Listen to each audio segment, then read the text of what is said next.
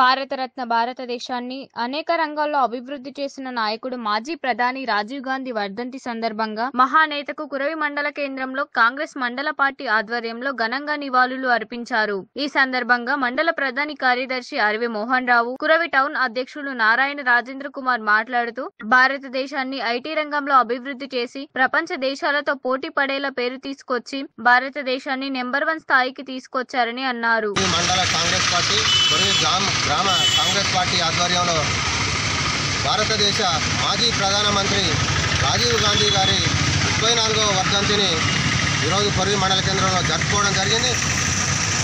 దేశం ఈరోజు ఇంత ముందంజలో ఉంది అంటే అది ఆ రోజు రాజీవ్ గాంధీ గారు ముందు చూపుతోటి ఐటీ